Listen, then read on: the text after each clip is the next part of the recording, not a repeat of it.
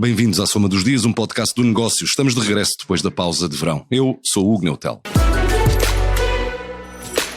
Nesta semana, o Instituto Nacional de Estatística confirmou dados menos positivos na economia, que estagnou no segundo trimestre. Mais à frente nesta edição, o regresso do Conselho de Estado.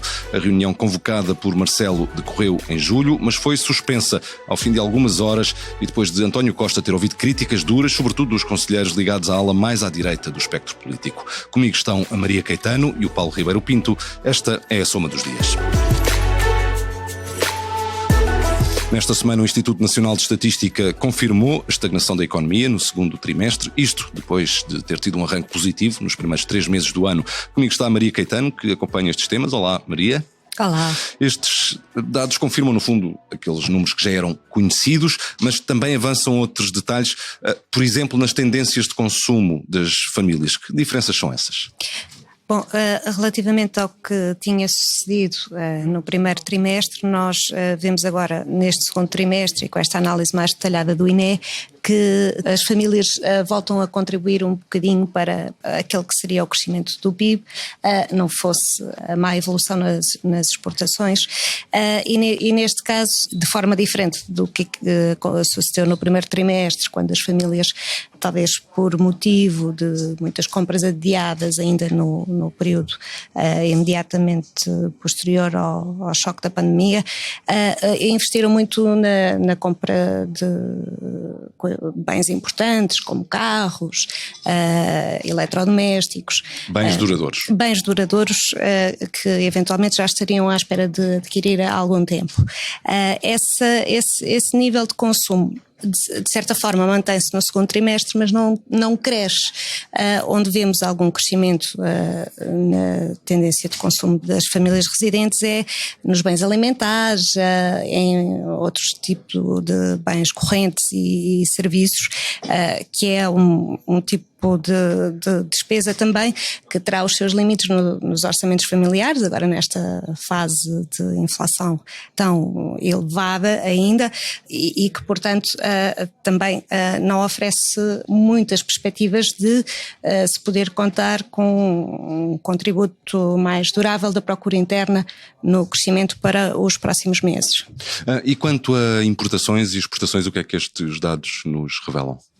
Bom, convém confirmar que, de facto, as exportações tiveram um contributo negativo para a evolução da economia neste segundo trimestre, anularam o contributo mais positivo dado pela procura interna e que, sobretudo, o mau desempenho fica a dever-se à descida nas exportações de serviços, que estão grandemente associadas ao turismo e que também destoam um bocadinho daquele que foi o comportamento nos meses iniciais do ano, que até nem são os mais associados à vinda de turistas, pelo contrário, a primavera são também os meses de verão, mas onde o turismo garantiu um crescimento de surpresa de 1,6% em cadeia. Agora, os dados detalhados do INE vêm mostrar que no período da Páscoa, de abril a junho, todos esses meses de primavera, se contou com menos vendas de serviços estrangeiros. Contas feitas, uma estagnação no segundo trimestre. Estes dados também permitiram saber qual é o valor máximo até ao qual os senhorios vão poder aumentar as rendas, em teoria, pelo menos. Isto é, se não forem impedidos pelo governo. Explica-nos como isso funciona. Bom, o INE publicou hoje também os dados da inflação de agosto. O INE publicou hoje uma série de dados, hoje quinta-feira, uma bateria de dados. Exato, hoje, que não será exatamente hoje, não é?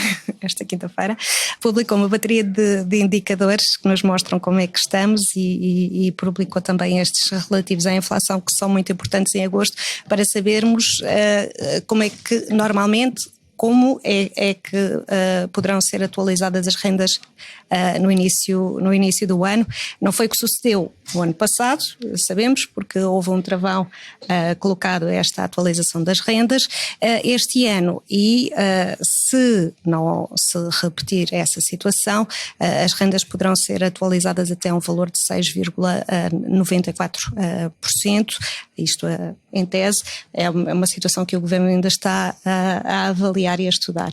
E que tem que decidir até ao final do ano para que os senhores também possam saber e os inquilinos possam saber com o que é que podem contar no próximo ano. Ao mesmo tempo, mais dados publicados pelo INE nesta semana, ficámos a conhecer a estimativa rápida para a inflação de agosto, voltou a subir, porquê? Bom, não temos um quadro completo dos contributos para esta evolução, mas nas linhas mais gerais que nesta estimativa inicial o INE dá, a explicação que é feita é que essencialmente esta subida se deveu à evolução nos preços dos combustíveis, que subiram e fizeram então acelerar um bocadinho a inflação em Portugal para os 3,7% neste mês, e não terá sido caso único, porque noutros países europeus também alguns deles vimos a inflação acelerar exatamente por este motivo. Foi também o caso em Espanha. Portanto, é um sinal preocupante. E é uma interrupção de uma tendência. E é uma interrupção de uma tendência que vinha sendo já bastante prolongada, no sentido de se fazer o trajeto de desinflação, por estes fatores mais ligados à energia. Mas há, apesar de tudo, sinais positivos nos indicadores que o INE... Até porque há um indicador que é importante para analisar a evolução da inflação, que é aquilo que se chama a inflação subjacente, que aí não houve uma inversão de tendência. Queres explicar para quem não conhece o conceito o que é a inflação subjacente? Bom, a inflação subjacente é aquele indicador que é observado com máxima atenção pelo Banco Central Europeu, por exemplo, e também aqui mais a nível doméstico, para percebermos até que ponto é que a tendência de preços elevados e de continuação da elevação dos preços se vai manter. Basicamente é o indicador que exclui os preços da energia e também dos bens alimentares não transformados, na medida que é adotada aqui em Portugal para fazer esta análise, e que dá uma indicação de como está todo o restante cabaz de preços menos volúveis, com menores variações súbitas a evoluir, e permite perceber como é que está então a haver maior ou menor enraizamento da tendência de subida de preços no conjunto da economia. Este é um sinal mais positivo dos números do INE, é que a inflação subjacente recuou dos 4,7% para os 4,5%. Maria Caetano, e a bateria de dados publicados pelo Instituto Nacional de Estatística nesta semana. E agora, o Conselho de Estado. Na próxima semana o Conselho de Estado vai retomar a reunião que iniciou em julho, mas acabou por ser suspensa. Nesse encontro, António Costa ouviu críticas duras sobre a condução do país, mas preferiu não comentar. Sobre da República, cabe avaliar o que é que os diferentes conselheiros dizem, e como sendo reuniões à porta fechada, obviamente não farei qualquer tipo de comentário sobre o que foi dito. Comigo está o Paulo Ribeiro Pinto, editor de Economia de Negócios. Viva, Paulo. Olá. Se calhar vale a pena recordar como é que aqui chegámos, que reunião foi essa que acabou por ser interrompida, o que não é habitual. Exato, isto foi uma reunião que decorreu no dia 21 de julho, era uma reunião que se esperava já de alguma tensão entre o Presidente da República e alguns conselheiros, como depois se verificou, e o Primeiro-Ministro. A reunião tinha um título, ou a convocatória que foi enviada aos Conselheiros de Estado, tinha um título genérico de avaliação da situação económica, social e política do país, portanto cabe tudo dentro deste chapéu, e foi interrompida de facto porque a explicação dada na altura, e que fazia sentido, o Primeiro-Ministro tinha de viajar para a Nova Zelândia para assistir à estreia da seleção portuguesa no Mundial de Futebol Feminino, tinha um voo por volta ao final da tarde, ele teria de sair por volta das 20 horas e, portanto, o Presidente da República achou por bem interromper a reunião, dizer aos Conselheiros de Estado que seria retomada mais à frente, em setembro, já depois do verão, o que veio a confirmar-se depois mais tarde numa nova convocatória enviada aos Conselheiros, a dizer que a reunião seria no dia 5 de setembro. Ora, não é de facto habitual interromper uma reunião, o encontro no dia 21 de julho já estava bastante longo, já durava 5 horas, houve muitas críticas de pelo menos 2 conselheiros que se saiba. E eu recordo-me que na altura falou-se até, especulou-se na praça pública sobre se as conclusões da Comissão de Inquérito à TAP poderiam fazer parte do debate. Exatamente, quer dizer, estamos num o período antes do verão, ali ligeiramente antes do verão, teve momentos bastante críticos na relação institucional até entre Belém e São Bento. Nós estamos a falar da CPI, a Comissão Parlamentar de Inquérito à TAP, estamos a falar do caso que está ligado, o caso Galamba, da insistência do Presidente da República em pedir a demissão do Ministro das Infraestruturas, coisa que não veio a acontecer. Eram momentos bastante até atípicos na relação entre as duas instituições. E essa reunião foi encarada como uma reunião de clarificação, se quisermos. O que aconteceu lá dentro, e segundo informações que foram depois, vários jornais falaram com conselheiros que relataram algumas partes desse encontro. Temos 2 conselheiros sobretudo, o Miguel Cadilhas, Ministro das Finanças de Cavaco Silva, e o próprio Cavaco Silva, que também faz parte do Conselho de Estado, fizeram muitas críticas à atuação do Governo. Críticas sobretudo na área económica, de como é que estava a avançar a economia, da fragilidade da economia, que era um contraponto ao discurso oficial do Governo que a economia estava muito bem. Aliás, o próprio Primeiro-Ministro, no debate do Estado da Nação, quando foi questionado sobre os vários casos, ele respondia sempre com o bom resultado da economia, o bom desempenho de todos os indicadores. E, portanto, esta reunião surge agora depois do verão, talvez amenizando um pouco mais a crispação que havia.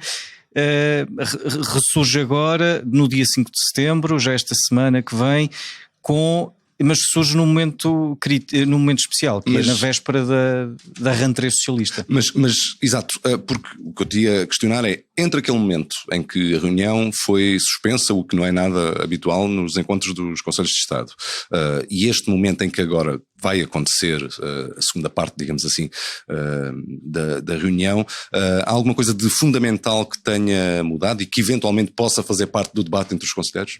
Ora, o que é que mudou?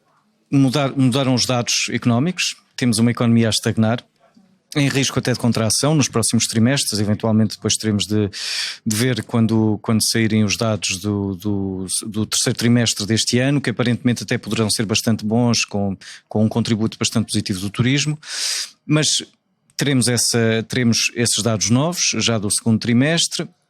Teremos um veto importante do pacote mais habitação, que é um dos grandes planos da legislatura deste governo.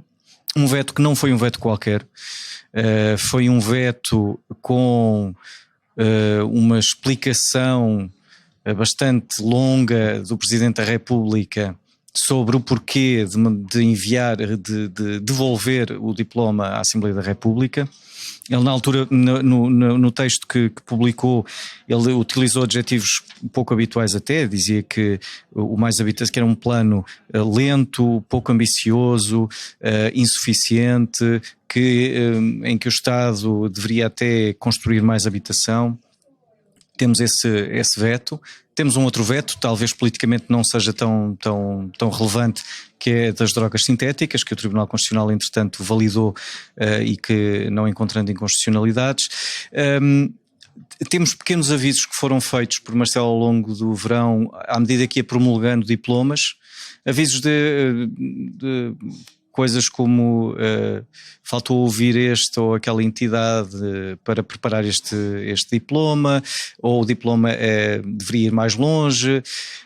Ou seja, é o que eu chamo agora neste período, são microchoques entre Belém e São Bento que vão ocorrendo assim ao longo dos tempos. Claro que, e falando com fontes socialistas, dizem que a relação institucional entre o Presidente da República e o Primeiro-Ministro está incólume. intacta absolutamente, que não há ali qualquer crispação de maior e de significativa, e portanto há uma relação muito antiga de professor-aluno até, e de grande respeito mútuo, e portanto não há ali qualquer choque de titãs entre as duas instituições. Mas obviamente há aqui estes pequenos choques, estas pequenas críticas nas promulgações, o Presidente da República a dizer que está mais atento. Enfim, pode desgastar. Também o governo já é um governo que até pelas circunstâncias também já está bastante desgastado. Vamos ver o que acontece no dia 5, vamos esperar que nessa reunião de retoma dessa segunda parte o Presidente da República tenha tempo para explicar qual é o entendimento dele, que o Primeiro-Ministro também tenha tempo para rebater as críticas dos Conselhos de Estado. Aliás, foi essa uma das razões pelas quais o Presidente da República também terá interrompido a reunião, porque não havia tempo para dar argumentos contra-argumentos. Vamos ver o que é que acontece. Tem de facto essa circunstância específica de ocorrer na véspera da rentrée socialista, em que é esperado o discurso de António Costa enquanto secretário-geral do PS, mas que será um discurso de a economia está boa, o país está a avançar, mas que tem este contraponto de há indicadores que não estão assim tão bons. Esse rentrée vai acontecer no dia seguinte à reunião do Conselho de Estado marcado para dia 5. Obrigado, Paulo Ribeiro Pinto. Antes escutámos a Maria Caetano. Assim terminamos este episódio que marca o regresso da Soma dos Dias aqui no Negócios. Marcamos encontro para de hoje a 8, porque em todas as semanas há histórias para contar. Obrigado por ouvir. Até lá.